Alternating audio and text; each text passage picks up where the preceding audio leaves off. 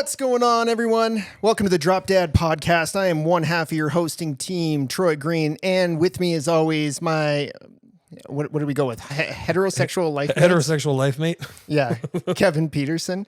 And today, I guess I should have asked you this in advance. Do you want me to refer to you by your Discord name or just your real name? Either or. Okay. I got a good friend of mine here. Known Jeff for years and years, but Jeff Rudolph has joined us on the podcast. One of the most active participants in our Discord and on social media. So thank you for being active in both of those areas, Jeff. You're welcome. And it's good to have you on the show. You made a suggestion, so we thought we'd bring you on and talk about your suggestion. But first, let's crack into these beers. And since Jeff, you brought them, why don't you go ahead and tell me a little bit about it? I honestly don't know too much about it other than it's Angry Orchard. It's a nice, crisp, happy apple-flavored beer. All right. It's not the one I was wanting to bring, but those are a little rougher to find. Oh, well, what were you looking at? Some lambic. I don't think I've ever had lambic. They're good. They're fermented with fresh fruit and has raspberry, cherry, apple, and currant flavor. Uh-huh. Kind of a nice wine beer hybrid almost. Yeah. That is not a twist top. They're not. Yep. It says use bottle opener on the top. Oh, yeah, I should read. I tried. These are good. I like them. I enjoy them. Right on. Can you pull the mic just a little bit closer to your mouth? No. Yeah. It makes it hard. That's what she said? Yes. That is exactly what she said. All right. These are good on the summer, They are. for summer and stuff. And like at Ales for Trails, they have a lot of hard ciders there too. They're always like really good. Whenever I'm like, oh man, I've had too many heavy beers. I don't feel good. I should probably go get a cider. And then I'm like, wow, I feel great. I feel great after drinking that cider. My wife drinks these all the time, and I can honestly say I've never had one. Never. Seriously? Never had an Angry Orchard. They're good. Okay. Well, I'll be the judge of that right now. Yeah, it's apple juice. Nice crispy apple. Oh, that's fucking dangerous. Yeah. Yeah, they are. They are. They're good. very dangerous. They're one of those you can lose track of quickly. I feel like I could do like what I do with Twisted Tea, like we do for Donkey Day. Like I could pound Twisted Tea, and then I have massive heartburn the next day. Yes. I feel like this is what that. I mean, it's really good, but I'm going to have a massive heartburn if I pound a 12-pack. Unfortunately, Twisteds, I'm not a fan of. What? I'm not a tea. I don't like tea. I don't like tea either. You know, I like a nice hot tea, but I'm not a fan of the Twisted Tea or any of the flavors of them. They teach their own. Not even half and half. Don't care for them. Arnold Palmer. Half and half is like one of my favorites. I could, and I've those. tried them all repeatedly, and it's one of those, maybe it's not hot enough out. Maybe I'm not dehydrated enough for one, but they just don't hit the spot. Okay. All right. An ice cold. Well, I'm a Budweiser drinker. Uh-huh. I trade, but whatever. Trade. But trade. That's what I've always liked. Yeah. You remember at the last Donkey Day, you just gave me that sack of Twisted Tea. Slap the bag. And you were like, just keep drinking until you don't want to stop, or until you want to stop, or whatever. And I just took that as a challenge. So I was just like, gulp, gulp, gulp, gulp. And man, did I drink a lot of that. It was like, that's what Donkey Day is all about. it was a bad decision. It was a really bad decision. Yeah. Jeff, are you a fan of camping? Are you a camping man? I do like camping. So we were briefly talking before you got here, and Kevin just got back from the annual camping trip that we didn't make 1,000 likes, unfortunately. So didn't go. I did not go, and I guess he has some stories for us about his camping adventure. It rained the whole time. I know it did. It never stopped lawn raining now. once. I know Did it's you do that rained. over the weekend, or was it a week-long gig? Or It was over the weekend. We usually go on Friday, and we stay all Saturday, and then we come back Sunday. Just because that's pretty much as our bodies can handle, because it's just a lot of heavy drinking and Drink responsibly, kids. Eating garbage food, like you just feel like garbage when you come back. But yeah, we went on a little adventure. We found like there's like a lot of meadows up there and stuff like that cows go hang out in. So we kind of probably shouldn't have done this, but we hopped the fence and we walked up like the meadow just to see what the whole place was like. Did you play with the baby cows? No, they were down like way farther away. Like, and it's crazy because like when you look, it's like it doesn't look like it's that far away, but when you're like halfway up, you're like, oh my God, oh my God, I'm dying. It's so hard to get up this hill. This hill looks so small in the distance. And then we found mushrooms growing out of cow patties. I was like, those are probably psychedelic mushrooms, I bet. We were just, I bet they then we are. just were looking for them, and we Good were like, chance. we didn't grab any, because we were like, they're probably poisonous. And like, also, I don't know how I feel about taking mushrooms. But anyway, saw them and I was like, huh, look at that. And John took some pictures of it and stuff. We did our funky dance rave at night where we do glow sticks and we play the longest fucking song a 10-minute ever. a 10-minute chic song called Everybody Dance to a strobe light. So we do that at night, which was probably about, and I was starting to get really like, whoa, boy, like, hang on, guys, I'm going to go lay down. And then my playlist, like, because I have a camping playlist and I just let it run all day, it just popped that song right on. And I was like, oh my God, it's funky rave time. I have to get up out of bed. It just jolted me out of bed. And then we're all just sweaty and just dancing to our funky disco rave. Played lots of games, lots of rain. Just exploring. John was so it's legal here, right? So everybody, we had some weed, right? How dare you Yeah. participate? Yeah. As soon as it gets illegal, they're gonna watch this video and come arrest me. Anyway, I'm just kidding. I mean, but- it's still federally illegal. In our state, it's fine. Yeah. So we popped an edible, right? Okay. All of us did. And then Brandon showed up and he's like, guys, I have super weed. This one joint was like $35. Jesus. It's like 16% or whatever. Anyway, so we all just passed that around and we got we were flying through the sky. Like it was a time. And so we came up with this system where every time anybody feels like they're really high, you just scream, I'm having one. So we just kept doing that all weekend and it was really funny. And we laughed every single time somebody said that. Sounds very much like a Trent thing. Oh yeah, he came up with it. Of course he did. Yeah. We like one of us was like in the vault toilet, like that place. I'm having one. It's all echoing in there. Jesus. Guys, I'm having one. Anyway, That's the funny thing about weed is that I can't smoke it. oh yeah. It makes me physically sick. I'm Oh yeah. throwing up for 12 to 16 hours after it. Oh wow. Really? Yeah. That's like the opposite effect. Edibles do the same thing to me. Oh wow. The vape doesn't hit me that way. Oh, okay. And the liquid tincture is what I usually use. It's my nighttime meds.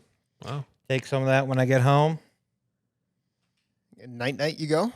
About an hour and a half later, I'm ready for a nice, happy nap. Yeah. Oh yeah. And that's what I use it for. I've had sleeping problems since I was in high school, and they are related to my ADD and whatnot. And it's, it's all connected there somewhere. And the prescription medicines, I get that hangover. I get that morning hangover, that medicinal hangover, which is almost as bad as alcohol hangover. Yeah. The only thing I found that works for me to help me take a nap is weed in general. But I have to take a tincture, which is fine with me. I don't have to smoke it or anything. It makes me sick. So I don't smoke it, but I do use it. Something that I kind of noticed. Somebody gave me a bottle of CBD oil, and that helped me sleep pretty well. The CBD oil, yes. When I get the tincture, I make sure it has a pretty decent level of the CBD also in it. They set really nicely together because you got the psychoactive of the THC, and you got the medicinal benefits of the CBD. And you put those together, and you don't get as intense psychoactive high out of it. You get more of a body, and it's just like, So you can just big old nice indica, almost. and you can just chill and get some good sleep. Yeah. I wasn't hungover the entire time. I was just tired mostly, but like, yeah, it just helped me just to, we're like, well, go to sleep, and then sleep for a really long time. Yeah. So, kind of nice. I actually kind of partied this weekend too. Oh, there you go. Oh, did you? Right on. Well, what'd you do? I got roped into driving a party bus. Oh, okay. Ooh. And it's just a smaller bus, whatever, probably fit 20, 25 people on it. It's privately owned. And it was a friend of my wife's and her sister's birthday over the weekend. So they got a party bus and they needed a driver. Yeah, I got paid. Drove from Jefferson, East Helena here, Uh-huh. at the bars here. Okay. Went out to Townsend, to Austin, sat at the titty bar for a while. Oh, yeah, I got to stop at Three Oh, yeah, Forks. you have to. And of course, 75, 80% of the people on the bus were female, but whatever. I don't care. You know what pisses me off about that? They get the most fucking attention when they're at the titty bar. They do. They really do. It's bullshit. And I was like, okay, well, I'm sober. I only walked in because I was in charge of one person's money. And it's like, I got to make sure they have our money. And like, look, tell them, like, I'm not here to watch. I have so-and-so's money in my party. I'm the one, I'm the driver. Here. Yeah, come on in. You want a soda or something too? I was like, no, I'm good. We ended up there, and then we went to Whitehall, and then we went to Boulder, and then it's like That's a loop. 12 hours worth. Oof. Oh, Jesus. I got home at 2:00 that morning. Oh, Wow. Started at noon. I can't do shit like that anymore. Well, at least I wasn't drinking. Yeah, true. But I'd like even staying up till Still. 2 anymore. No, is- Yeah, it's Well, exhausting. My job during the school year, I get off at midnight. So I'm usually up till 2, 3 in the morning anyway. And my son and I hang out when I get home from work and do whatever until I'm ready to take a nap. So it works well. that's a fucking jaunt. Hey, It is. It was a tell, long day. Don't tell Kelsey that only females get attention. Tell that to his nose. Got it almost broken by a stripper's butt. What was funny is that one person on the bus, somebody I've known since pre-high school days, pretty much most of my life. He's very gay, very open about it. Great guy. I love him to death. He's a great guy. Boy, were the girls hitting on him hard. Trying to turn him. Bart got up the wrong I tree. mean, he had an obvious T-shirt all saying about smile if you take it in the ass, which Good is for him. beautiful. It's like, how could you not have a better T-shirt? That's a great T-shirt. And you can tell, you can pretty much see it by looking at it, interacting with him. I mean, hey, you can be whatever you want. You shove it down my throat, that's when we have a problem.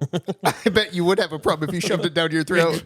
Yeah, exactly. I But got a problem with I mean, that. just like same with religion. I mean, your preference is your preference. Don't push it on me. I have my own views. Do I know this person? I do believe he worked out at that same place that you did, and the same place my wife did too. Okay. There were a He couple was a of them nurse, towards tall, skinny cowboy. Oh yeah, okay. You know exactly oh, who yeah. I'm talking about. Oh yeah, blonde. Yes. Oh yeah, that's totally a shirt he would wear. But- I'm not gonna put his name on blast No, here, but that's why I'm not saying his name, but I'm like, well, you should be able to figure it out because he worked out there as a nurse. yeah, he's a good dude. Great guy. A really good guy. Wonderful guy. I think he's wonderful. I'm still friends with him on Facebook. I should reach out to him. I haven't talked to him in quite some time. Yeah. Put him on the couch. We'll bring him in. He might actually. You never know. You know what? He probably would. I mean, he's pretty chill about a lot of things. Right on. Yeah. Hey, we need guests. He's a great guy. The only problem is that he's not a dad. Well, we had But- moms on the show, so Well, Yeah, yeah. Well, what was that, a prospective last-ditch kids. effort to make a recording that time? well we No, I don't follow the show. we had guests lined up for that show. Each of us had guests, and both of them fell through. So, yeah, That's called being over 30 or whatever. Like that's just people just like Over yes 30? I can. Yeah, no I Youngins? can. Well, as soon as you hit 30, then you're like can't do it 5 minutes before they can. I mean, you probably know, but how old do you think I am? Oh boy, I don't know, like 44, 5, 6. 45. Hey, Oh, nice all job. right. Nice job. Not bad. nice job. Well, I mean, I agree with you that when you turn over 30, you have plans. Exactly. And just to give you context, the two guests on that show were on opposite ends of the spectrum. One of them bought a house, which was very responsible and very adult. The other one had a WoW raid. Wow. So that we were on opposite ends of the spectrum there. Absolutely.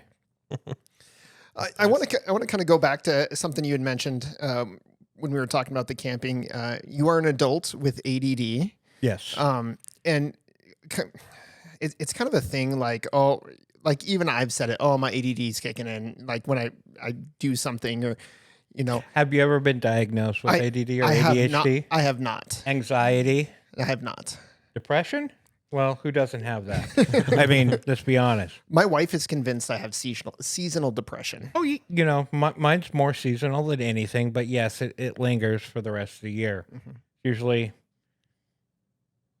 September, October-ish, late October, it starts going down when we start losing a lot of sunlight, you know, length of days and whatnot. That vitamin D is hugely important. But yeah, I start going downhill and I start picking up as spring starts rolling around the corner. But yeah, I'm still depressed. So being a diagnosed adult with ADD, I mean, like what's that like for you on a daily basis? I don't like to like. No, it's interesting. You know, you know, I've heard you talk about being hyper focused on projects. You know, it's like, oh, this is really cool. I'm going to go get the supplies for this. Like you've talked about painting figures, right? Is that you? Yeah. And I mean, I know you've talked about them. Nothing rings a bell real quick. Stuff that you do. Hyper focusing is a huge part of ADD or ADHD. There is a little difference between the two. I was actually diagnosed halfway through high school. And prior to that, it showed its ugly face. I was on medicine for my asthma, and it's basically a caffeine derivative, a sister drug to caffeine that I was on. So I was constantly stimulated. And the most common forms of treatment for ADD or ADHD is a stimulant. That got taken out of my system. The ADD just boom slaps me silly. I had the last 2 years of my high school was miserable. Retaking classes, everything. I mean, my grades have never been high. Whatever, I don't care. I did make my last semester of high school. I was on the honor roll. That's the only claim to fame I had, but it was shop classes, wood and welding and small engines, you know, stuff like that, and choir, because I love music too. And it's just, I was easy. It was put myself in overdrive. I can just do it because I'm a very hands-on person. With the ADD, the hyper focus is a blessing and it's a curse all at once. You know, if there's a project at work, sometimes I can dive into it and it's like, okay, I'm in the zone. Leave me alone. I got this. It'll be done. It'll be done right. It'll look great when I'm done. Then other days, my brain's just going 900 miles an hour, nonstop with 50,000 web pages open, clicking between each one. Oh, what about this? What about this? What about this? What about this? What about this? Just constantly all over the place. From the conversation I had 3 months ago to something I remember from my childhood that I'm still pondering over. It's just constant flow, and it's overloading. A full sensory overload. And it's kind of crazy because then you're just like, what was I supposed to be doing? What am I trying to do? And then you sit there and you're struggling because you have everything else going on in your head, but you have this one task you got to finish. And that's the struggle. Unless you can hyper focus on that, then it becomes a superpower. That hyper focus is beautiful, like researching. Pick your topic. Hey, I want to learn more about this conspiracy theory. I'll jump right down that rabbit hole. It interests me. I'm not saying I believe them all. Yeah, some of them really makes you wonder. Aliens are real, damn it. I'm not saying they're not. I think, why can't they be? I'm sorry to take that left turn there. I didn't mean to interrupt you. You did. I just walked right into it. But no, it's cool. But no, that's kind of how my brain goes. It's like, boom, well, aliens? Sure. Yeah, let's talk about aliens.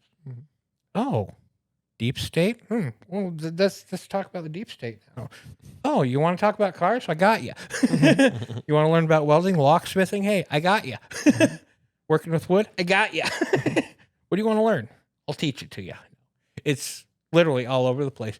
And having it myself, my son, his brain's wired the same as me. He's ADHD. He has anxiety. I do too. We recently got a diagnosis of bipolar, and he's also on the spectrum, the autism spectrum. And he's more of what they would consider a child with Asperger's, but they don't like using that term. Yeah, they've kind of moved away from that term They've moved away from it, and they call it high-functioning autism. If I say, oh, yeah, he has Asperger's, people are like, wait, what? What exactly is that? If I say, no, he's autistic, and they're like, oh, okay, we get it. You know, we could go into a restaurant with him, and if it's noisy or very active, he shuts right down, and he gets kind of confused and aggravated. It's like, here's the keys. I'll bring your food out to you. Goes to the car. He's safe. He has his phone. He can zone out, roll down the windows, whatever he needs to do, and decompress. You know, so your batteries just drains your battery real quick. Just boom, gone. It's crazy to deal with. I don't know if you guys have ever dealt with anybody like that. Professionally, yeah. Well, yeah. Yes, you have on a way different level. Yeah, and not somebody that I'm extremely close to or a child by any stretch, but you know, when you're parenting them, it's a whole different ball game. You know, let's say kid gets in trouble. What do? What's the first reaction? You yell at them. Potentially spank their butt. I mean, depending on your parenting style, my butt was spanked. I turned out, for the most part, okay. It's debatable. I don't know if any of us are really okay anymore, but I understand. But, you know, doesn't work with them. Taking away electronics doesn't work. You know, getting them redirected is so hard because they're just not wired the same as what anybody would call the average child, because he's so far from average. He has a cousin the exact same age as him, and they're night and day. You know, whatever. So with you and your son speaking the same language, both being diagnosed with ADD and ADHD, does that cause some struggles with your wife, not speaking the same language as the two of you? You know, it was a learning curve for both of us. You know, we have found what helps, what can potentially work, not always. And it was more of a struggle for her than it was for me. I was like, okay, I see the way his brain works, because mine works the same way. I see things the same way. I understand it. I understand what going through his head in situations. It's, you know, with her, well, could she have ADD? Nah, there's a possibility, but it'd be really mild. Depression, yeah. Anxiety, yeah. But, you know, it's I think that's just becoming more and more a function of our generation, though. Really, it is, isn't it? It seems like a good portion of our generation is diagnosed with anxiety or depression. But one thing I will say about your wife is one of the most loving, kind, patient people I have ever met. You know, I love that woman. I really do. I mean, we're coming up on, 14 years of knowing each other this month. And do my math here real quick because it doesn't work sometimes. I'll pull my toes out if you need them. 14, 10, 11 years of marriage coming up next month. So, I mean, we were together 3 years. She was just right at the end of the divorce, and I was just post-divorce. Not looking for anything. Things happen. It was one of those, I was supposed to be a one-night stand. and she'll, you know, this is a well-known story with us. I met her at Filthy Tim's. Oh, so many good stories start at Phil and Tim's. Exactly. So many good ones. Exactly. That's where I got my fight. that I told on the podcast. Oh, yeah, I mean, it's not Filthy Tim's anymore, but right. you it's know not. it is Filthy Tim's, and I know you do. Uh-huh. And we met there June 20th. I know. Coming up. Literally coming right up. And I was supposed to be a one-night stand. Well, I don't think we've spent much time apart since then, which is awesome. Mm-hmm. You know, and then a couple of years later, we had the little guy. Not so little anymore. No, he's definitely not so little anymore. And I remember him when he was little. yeah, and he ended up breaking his mom's back on delivery and everything. That was the whole backstory. That's where it started. And since then, multiple surgeries, and now, fortunately, she's under a pain regimen of opiates. Mm-hmm. There's only so much you can do about it now. Mm-hmm. I mean, it's maintaining instead of, nothing else can be fixed because it was an initial failed surgery.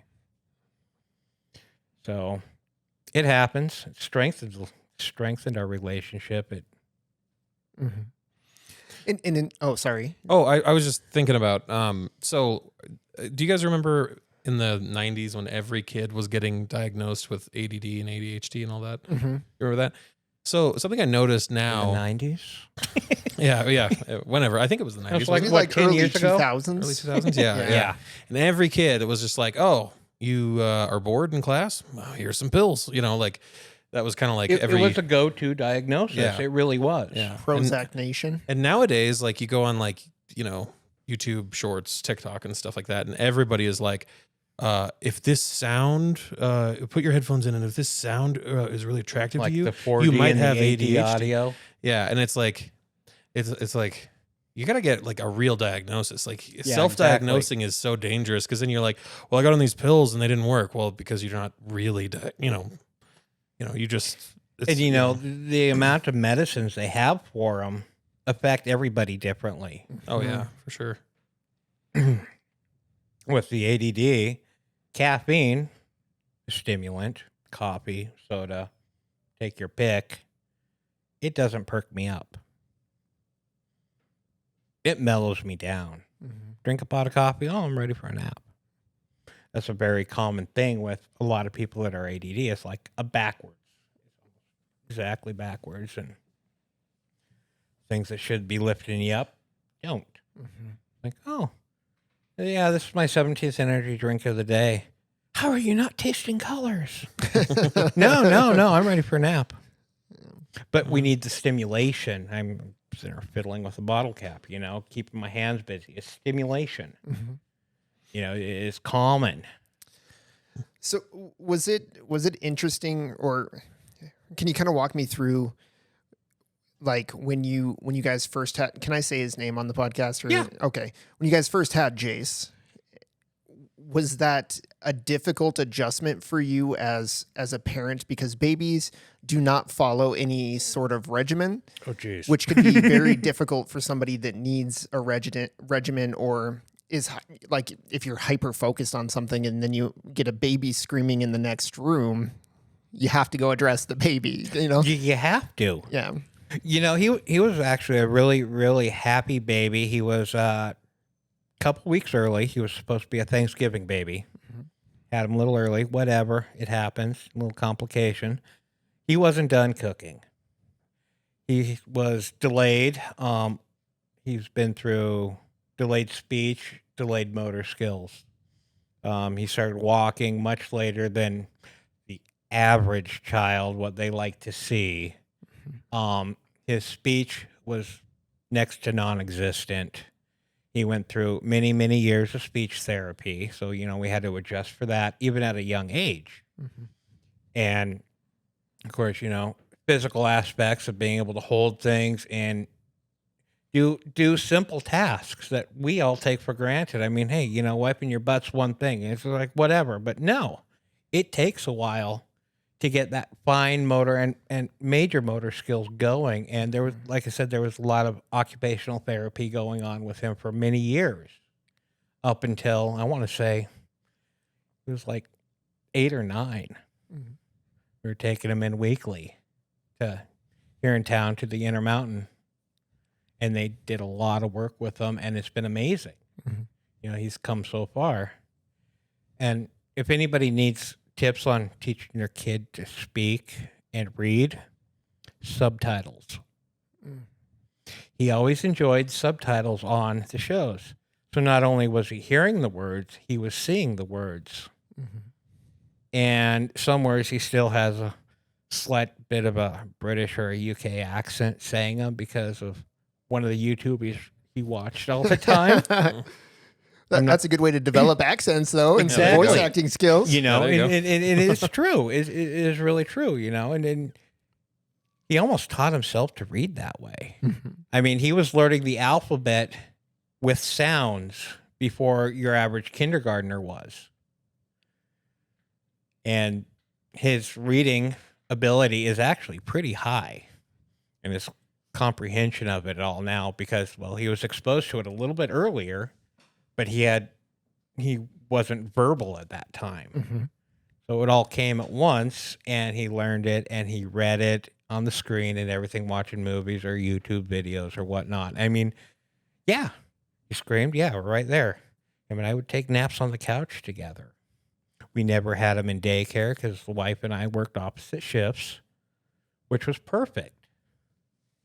So I dealt with him half the day, and she dealt with him half the day. I can't say dealing with. We loved him. I mean, come on, let's be honest. He's kind of a turkey. I wonder how like a child with ADHD would do, or ADD or anything, would do with like sign language. That's what my kid, we did that with both my kids, and it like kind of helped them to be able to like, you know, do something in sign language without knowing the word, and then it kind of helped Being able to facilitate the verbalize language. it, Yeah. Yeah. So doing the, you know, the sign for milk or doing the sign for whatever. Is this the sign for milk? You know, I don't remember. I kind of blocked out all the sign language. Like I just kind of It's flushed not. it as soon as I know it's not. I don't think I remember the sign for milk. I used to know a little tiny bit. You know, my wife actually works for a daycare in Boulder, and she is starting to try to use a little bit of sign language with some of the younger kids there. She deals with the babies. And they also have one child in there that I believe has Down syndrome also. So he's definitely a special needs case. Very bright, very observant, nonverbal. But working with signs and, you know, playing with examples and everything else, you know, he's doing wonderful. Which, you know, anything like that's a struggle. I mean, I don't even know. I can't even begin to imagine what it'd be like dealing with even more than what I've dealt with, which was a huge change. Yeah, people that work in daycares are a special breed, man. They are. I barely like my own kids most days, so like I get it. Yeah, I get it. going to work in a daycare for 8 hours a day. Oh, absolutely. It's just Like 20 kids, 15, Yeah. 20 kids. changing diapers every 20, 30 minutes. I mean, come on. Yeah. What I would have an issue with is maybe not so much the babies, because babies are cute or, you know, whatever, but when they get to the toddler age and where their parents That's when parenting, they're fun. well, yeah, until their parents parenting impacts them, you know, like parents that don't discipline whatsoever and their kid has no boundaries would be extremely difficult for me to deal with. Especially when there's like 6 of them. Yeah. You know, You know, All of and I work at the elementary school. I've been there I'm going on 14 years now, and I've seen a lot of kids through there. And you see the ones that struggle with social environments. You see the ones that struggle with disciplinary things and direction. And like you can see the ones that, excuse me, you can see the ones that don't have a lot of discipline. And you can see the ones that have great discipline and they're accepting of it and they're very helpful. I mean, for example, you take a kid that grew up on a farm doing chores, feeding, up early, up late, feeding, taking care of, fixing fences, whatever, you know, mucking out the bins, whatever you got to do. Those ones are so much more caring and helpful than the ones that are like, oh, here's an Xbox, go pacify yourself because I don't want to deal with you. Yeah. I mean, it's two total different parenting types, but it's how they're raised. You know, those farm kids are the best kids out there. There ain't no doubt about that, man. you know what I'm They'll talking about, they'll don't do you? shit that I won't do. So Yeah, exactly. And they put a smile on their face, like, okay, let's get this done. Mhm. And the other was like, why? I don't want to get my hands dirty. There's so much of that. Like, I'm legitimately concerned about the next generation after us of kids. It's and- going to be interesting. Yeah. It really is. I mean, see so many different parenting types anymore, and it's like, maybe that kid needs a better spanking. Maybe that kid doesn't need as much spanking. Maybe, Yeah. maybe if that child was loved more. Mm-hmm. I mean, it's crazy. So, you know any jokes? Unfortunately, the last list of jokes I posted in the Discord. You did post them in the Discord, didn't you? It was a Reddit thread. I came across it, and there was a lot more than just dad jokes, but a lot of them were dad joke-ish. And they were actually pretty good ones. I gotta find them now. Man, I added some good ones to my list. Did you? Yeah. I did not prepare because I was at work all day. Excuses, Otherwise, I would've. excuses. Oh, do you follow the dad jokes subreddit? No, Oh, I didn't know there was one. yeah. There's a dad joke. Well, I'll have to go look There's a that good one up. Twitter called Dad Jokes. It's really good. I follow that Twitter as that's well. a good Yeah. one. Seeing I don't use Twitter. So I'm not a fan of Twitter. Yeah. Someone found a hole in the nudist colony fence. Police are looking into it. That's a pretty good one. Yeah, there was a lot of really good ones on that thread. I got it open here. That's dangerous.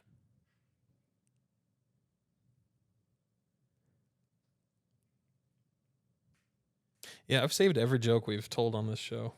Just leave it on my list, just in case we ever want to revisit. Just re-joke. Yeah. Re-joke. Dad joke 2, electric boogaloo. Yeah. Thought it was the electric slide. I can do the electric slide. Can Yeah, you? well, I can't dance, so. It's not hard. Well, what is it? The electric slide, What does it look like? like the electric slide. I don't remember what it is. No. It's like forward, back, and then have you ever seen The Replacements? Yeah. What they do in the jail cell is the electric slide. Okay.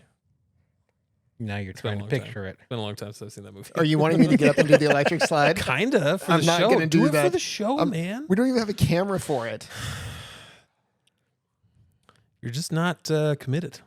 You're not committed to To the doing show. the electric Not slide? committed to the bit. I am not committed to the show. Now listen here. We're going to have a pause for marital spat. Oh shit. I set up this fucking show. All this shit? I got here. Yeah. On time today. I'm proud of you. Hey, I'm the talent. I don't need to set up this stuff. I'm the fucking talent too. Where's my room with my star on the door When I get one, you'll get one. with a vanity? The green door on the left down the hallway. Yeah, there you go. It's your bedroom. I don't know. It sounded anyway. good. So, Jeff, we're one of our very first listeners to the Doom Vision podcast, our other show. Love it. You rode the wave from episode 1 to the finale of Impossible Landscapes. Now we have a new show coming out this Friday. Actually premieres Wednesday on Twitch. So if you want to get a sneak peek, you can watch it on Twitch Tomorrow? tomorrow. Well, it'll be yesterday when this airs, but Yeah, yesterday. so I just kind of want to hear your overall thoughts on that whole experience and that whole journey. You know, I really, really enjoyed it.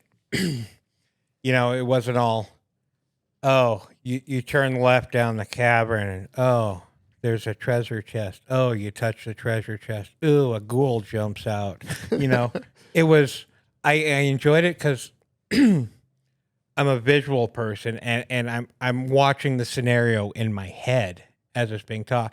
And Kevin here does an amazing job of being the handler and setting the stage and painting the picture. Well, to me, I mean, I agree, but fuck Kevin. Yeah, well, everybody says F Kevin because why Kevin's in not? the The chat. first thing, as soon as you walk in the room, you flip me off. I'm just shocked I was like, he didn't load the dice a few times and kill somebody off. I mean, I tried. I'm pretty sure he was tempted. But no, I mean, very vivid in my mind, being able to see the scenarios play out and hearing it and your guys' reaction to it. And yeah, I had some good feelings, shed a few tears. I mean, it was powerful. It was a very, very powerful scenario, and I loved it. And yes, it got better from the first handful of episodes to the end. Because, I mean, yeah, it was like, okay, let's see how this goes. Is it going to take off? Is it going to work well? I think you all settled into the role so much better as the campaign went on. And I'm really excited for the new one. Really excited to see see if it's just as good, if not better. This one's a short one. So Yeah, this really short. one's very short. It's going to be, it's just one scenario that we're just kind of playing for fun, just because we get to play ourselves, right? So And just Maybe 10 episodes at the yeah, most, I would it's say. gonna be really short. Because since it was set in Helena, we were like, well, we have to play it. And usually these scenarios, they're bite sized. They're really short, you know. You can get them. We knocked out one before we ever did a podcast. We knocked one out in 5 hours of just continuous playing. Well, 5 hours is roughly 5 episodes. So. Yeah, and we actually cut these ones down to about 30 to 40 minutes, just so these ones are going to be little tidbit size. little bites, so we can. That's brutal. But we have lots of plans for the next scenario, next campaign. And you heard Dennis on the interview. Yeah, about that interview was phenomenal. 10 books they have coming out, and there's a lot of books that I haven't even picked up yet or looked at even. How many books has that guy done? Has Dennis done? He's had his hand in most of them, whether he's written them or not. He says he's been doing it since the late 80s. Is that what I remember? Yeah, the very first version of Delta Green came out in the 90s. 94, I believe. 94, yeah. I didn't even know it existed. And there's more to the Delta Green scenarios also, correct? So, kind of like an offshoot, or what do you mean by offshoot? I guess I should clarify. Like post or pre. There's different prequels eras of Delta Green. Yeah. So there's. Oh, go ahead. Well, so when you buy the source books, you get the handler's guide and you get the player's guide, the agent's handbook, and the player's handbook has how to create a character, the rules, how to handle sanity, what all the rules basically that we play and use. In the handler's guide, though, that's only for somebody who's going to run the game like me, or Troy, in the future. And that just has an entire history of when Delta Green started. So it was in the 40s, this happened, right? And then from then on, this government, they started, the government came in and started doing these, experiments or whatever. And, they came across, these supernatural horrors. And then Delta Green has had very many, different iterations or versions of itself. It used to be called something else. Now, currently, it's called Delta Green. There was, infighting. It's a huge, thick tome of lore. Just so about... it's like Project Blue Book. Project Blue Book going into Space Force, right? Well, they mentioned Project Blue Book in it as so it's like a alternate version of history where it's the Roswell thing actually happened and they actually recovered the saucer and that was all part of Delta Green's job, there's a lot of them and it explains it in great detail of who are the Greys, the aliens, the real aliens, what are they and who are they and who do they answer to and stuff. And it all kind of harkens back to Lovecraftian horror and stuff. So yeah, there's a whole lore that you can set at any time, really, if you want. And you can stick to the lore or not. It's called multi-universe. Yeah. It's as close to our universe and kind of pretending that all that stuff is real. That's why it's so easy to play too. It's really easy. You can jump right in and be oh, I want to pull out my phone and look up Google something. It's great. So in the whole Delta Green scenario that you guys played, how much more could have been added to it, depending on how dice rolls went, or what Marcus said, or what I mean, how much more could have been changed? There was a couple seconds spoiler ahead, spoiler if you haven't watched all of it. But there were a couple of things like the meeting, the masked meeting. The encounter group. Encounter group. Yeah, I was trying to get so there was a big. I think you guys found a pamphlet for the encounter group, but you guys didn't go there or do anything. Sam Agenia's house. Yeah, Sam Agenia, and so in that whole, they could have gone there and like, it's a meeting for everybody that's been touched by the King in Yellow. Okay. So like they all come and they share their experience. They're like, I just started collecting teeth one day or whatever, and then everybody just it's like a self-help group for people who have been touched by the King in Yellow or like doing his bidding right now. So a lot of spooky things can happen in that one.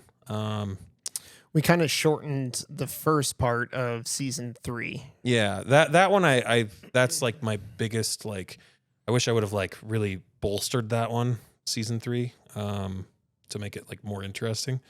The first 4, is it 3? I think it's 3. Yeah. 3 or 4 episodes are really, really slow because there's a timer going on in the game. Yeah, basically. And so nothing can happen until that timer runs out. So obviously I could have made it happen at episode 1, but I was trying to like, I was trying to get you guys to like do everything you had to do before you went past the point of no return, Get all your shit together now because there ain't no turning back. And honestly, there's a lot of stuff that the audience doesn't get to see. All things considered, a lot of the stuff in the conversations that happen hits the cutting room floor, and people don't get to see it just because it's not good listening. It's not good listening. It's not entertaining. Yeah, you got to have the entertainment value. I get it. It's like cutting a book to a movie. There's a lot of stuff that gets lost. There really is. Yeah. I mean, pick a movie. A lot's been lost. Yeah. Remember, what's his name? I'm already like forgetting things because it's been a while since we played. Mm-hmm. The DEA agent, Michael Whitwer, right? Oh yeah, okay, Whitwer. You guys could have visited his wife's house, and there was some spooky stuff there. Ophelia Citri's house. Yep. Right. And she's a demon. And shocker. Yeah. There's demons in there. Try to summon one. So there was a couple things that like they just didn't do for one reason or another, or like I decided not to like especially in the final scenario, there was a lot of like really deadly, horrible things that are basically going to be like, that'll kill them right away. Like for sure, if they walk into this, they're going to get blown up or shot. It's still very deadly the way I played it, but I cut out some of the. I shaved off some of the, like, I'm not going to do that one because that one will kill everybody and then we'll be stuck at the end with no ending, with everybody dying and stuff. And like, how do you keep playing? A little bit of creative control. Yeah. For longevity. And that's what the book says. It's like all of these things can happen or none of these things can happen. It's your choice. Like a lot of it is like handler's choice here, so. Kevin and I battle over creative control over the podcast. Oh, I can imagine. It's not like it's a respectful it's battle. Very respectful. I mean, it's you could hear the anger in your voice more than once. Oh, yeah. It's there. Oh yeah, you got really mad when I was gonna kill my Jess off. There was Veronica. I think it was probably a 2-hour pause in between those 2 episodes because usually what we do is we batch record them and we record them in like 4 or 5 at a time. And that one episode, I was so mad at you. Yeah, because you were like, this would be the stupidest way to kill her off. And I'm like, don't worry about it. It'll be fine. It'll be fine. If you're going to kill her, do it in a meaningful way. Yeah. It's he wants meaningfulness. And I'm like, the dice don't always give you meaning, buddy, but they do, for the most part, guide you. If it's meant to happen, it's meant to happen. It's just like real life. Like if I'm meant to get hit by a bus tomorrow, I'll get hit by a bus and then I'll come back as a new character. I'll roll myself a new character. Keep your fingers crossed that that's what And happens. you just roll out to be your own son. Yeah. Reincarnation. That was. Was that planned or is that just kind of how it happened? No, that's a good question. Yeah, that is a really good question. I mean, honestly, I'm curious. So it was not planned from the start. No. About midway through, and obviously, if you have not watched, season 2 and 3 of Doom Vision, you should have stopped about 5-10 minutes ago when we started talking about this. Yeah. I had no intention of playing another character. I honestly was going to play Marcus throughout. Like, I thought this was what he was supposed to but do. you just had to be an asshole and drink your bottle and disappear. Yeah, exactly. But you were kind of a loose cannon as Marcus. You really were. Oh yeah. Very much so. And that was the intent because going into, and this is just me thinking outside, my wife is very quiet and soft-spoken, and I knew his wife Jess was going to be very quiet in the initial broadcasting the podcast, right? And I am not soft spoken whatsoever. No. So if someone's going to drive the bus in those first episodes, it's going to have to be me. And then as time went on and they developed their characters, they opened up and got more comfortable. But to answer your original question, no, Cameron wasn't initially planned. What had happened is, I think it was just you and I was creating the new character, and I can't remember who threw out the idea. So you created the character. We played a couple episodes, and then I was like, we were between recording sessions or something like that, and I was in the car with my wife, and I went, holy crap, I just had a really good idea, but I can't tell you about it. And then I was like, oh shit, I gotta run this by Troy. And I was like, Troy, what if he was left there, and then we just kind of built it out from there. Cause I was like, cause I was just sitting there, like we were just driving over by like Burger King or something like that. And I was just like, I wonder how Cameron fits into this whole thing. How is he tied in my brain? And I was just like, oh my God. Oh my God. So that wasn't actually in the book itself. It was your creative control to tie anything that dealt with like the night floors and stuff like that wasn't me. That was Dennis. That was just the story. But anything that dealt with them and like their personal experiences and stuff, that was all us. Nice. So like the Jess and her X-Acto knife or whatever, that whole thing, that was her. Marcus and Cameron and that whole thing. The sister thing, that was all us. But yeah, it was just kind of like picture the game as being like a set piece. Yeah, Barry. Barry was not a part of Impossible Landscapes whatsoever. Oh yeah, Barry was just her bond that I was like, I got to bring him in somehow. Now, was there somebody in for Mac? Was that part of the story, or was that I made Mac up on episode 2? Yeah. And then he kind of evolved over time, and I eventually, like, some point, can't even remember when, it was like toward the end of season 1 or 2, I was like, what if Mac was like a big deal? And then I started looking at like the demons and what they are, and I was like, at some point they're going to end up in this safe house by this demon named Malphus, who is a woman in the book. She's a woman in the book. I said, what if I just swapped them, So I'll just make the safe house. It was supposed to be like an abandoned house somewhere with the sigil all over the door. And I said, what if it was just Mac's bar? And Mac's bar is like moves around. It can move just like the bookshop.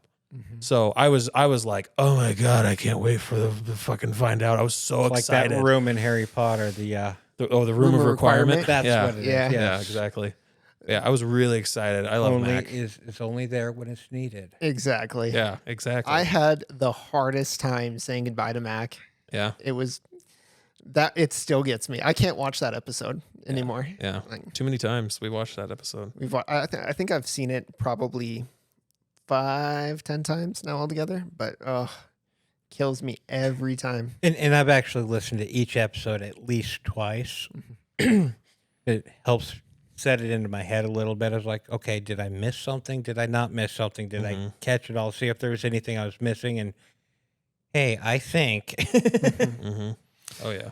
Well, then I voiced some of that stuff in the Discord also, because it's like, this is what I'm feeling. This is what I'm seeing.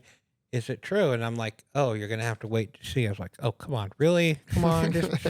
Come on. Hook me up. I had to do a lot of re-listening just to get it right. Like, oh, yeah, that did happen. I'd take a note, Oh, that happened in season 1. Wait, it's in my notebook. It's a lot of like No, content. there's a It's lot of there. information that floats around that I mean you worked with and went back to and brought back. I mean, I was blown away. I mean, it's something I would love to see maybe a movie of or something even.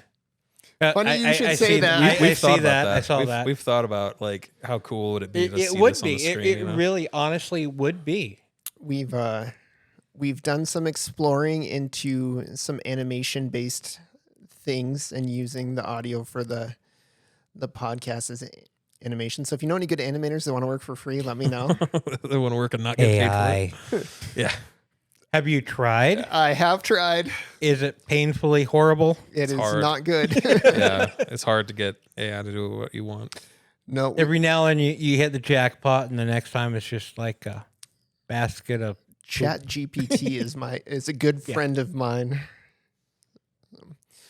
I've Right seen a on. lot of stuff come up on that. And I'm just like, okay, some of it's good, some of it's like, what? There is so much you can do with Chat GPT. It is yeah. it is crazy. Yeah, I'm using it to kind of help with writing, like not like write this for me, but like, hey, I need some, for example, I'll be like, I need a registry of passengers on a train in like 1982, whatever. That none of that's a real thing, but I'll be like, just give me a list of people with names and dates and who went Like to what would be common names for that time? yeah, and it'll generate me like 10 names, and I'll be like, sweet, I get to grab those and use them. It's just a tool, Just good for maybe a little bit of writer block here and there. Yeah. Like if I'm sitting there like, oh my god, I'm struggling, like I just use it as a way to like just help me along without like, I don't believe in like using it to write things for me just because I don't think it would actually do a good job. It doesn't. I've tried. Yeah. Yeah. It doesn't like, but I wouldn't use it to like write my stuff for me. That's kind of weird. No. But as a tool, it's great, So Did I tell you the other day? I had a conversation with my wife that she really pissed me off. I asked her if I was the only one that she slept with, and she said yes. The rest were 7 and 8s. That was pretty good. That was really good. All right, here, I got a joke for you. Gotta pull out the list. Yeah, I got a big. I'm up to 42 jokes Jesus. on this list, and I've read most of them because of that one time that I went and. Let's Where I see. lost terribly and then try not to laugh. Yeah. Yeah. Supposed to do it with a mouthful of water so you get on video. But it's in my house. I would have to pick it up. Yeah, Put we'd on a couple spray it of all over these towels. microphones. Just throw it on the towel. Just wrap it Okay. in like, I got 2 jokes on here that Jess was like, "How is that funny? That's just mean." okay. Should I say those? Yep. Let's hear them. Oh no, these are really bad The though. darker, the better. No, I better not. Actually, I'm gonna say this other one. This one's actually really good. It's a good dad joke. Is it going to get you canceled if you say them? No, but There is nobody in the room you can offend. I this promise. is a safe space. No, I got this one. This one actually made me laugh because it was so dad related. So did I ever tell you about the time that I worked at a keyboard factory and I got fired Oh, because I wasn't putting in enough shifts? Jesus. I thought that was pretty good. Anyway, what's your go-to dad joke? You got a go-to? I don't. Not even like like I'm hungry. yeah. I agree. I'm dad. I use those. Who doesn't use those? I mean, I do all the time. You have to. Yeah. Or like if your kid is just like right and you go left.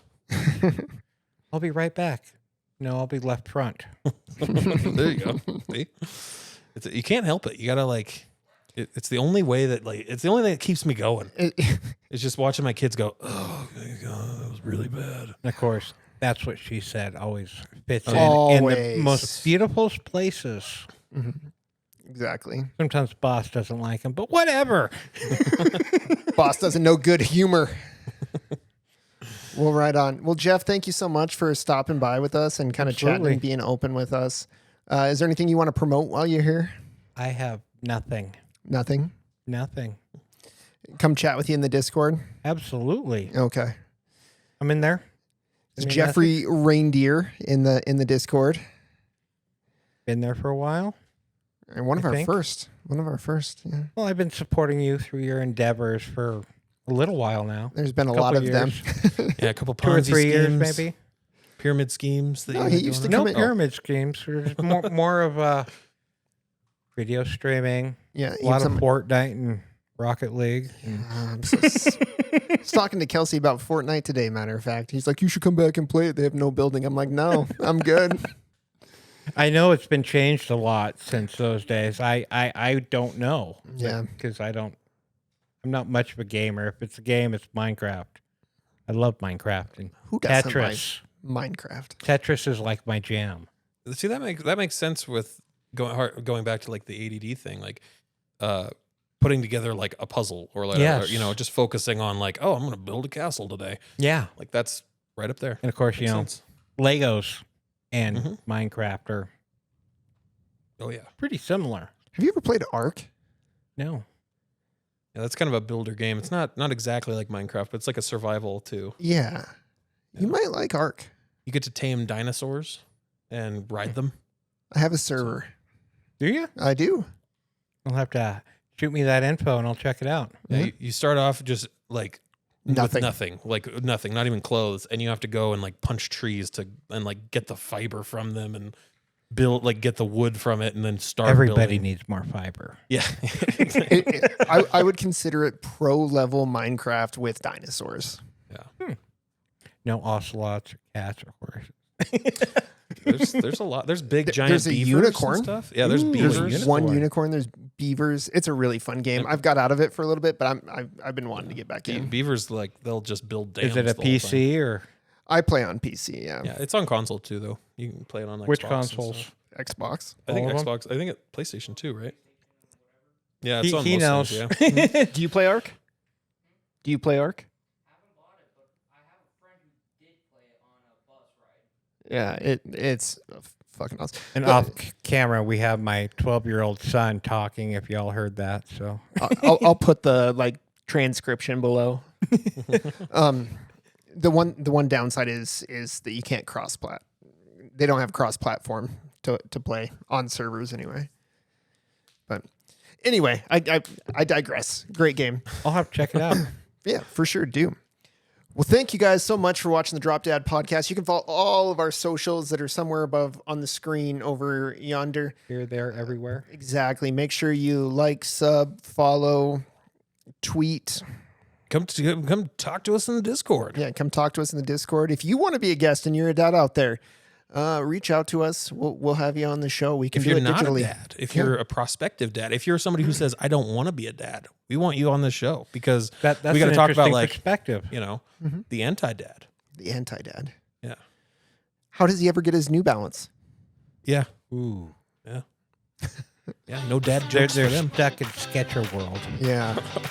It's disgusting. To get your dad jeans on. Thank you so much for watching, everybody. We will catch you in the next episode. Bye-bye. Bye bye. You win.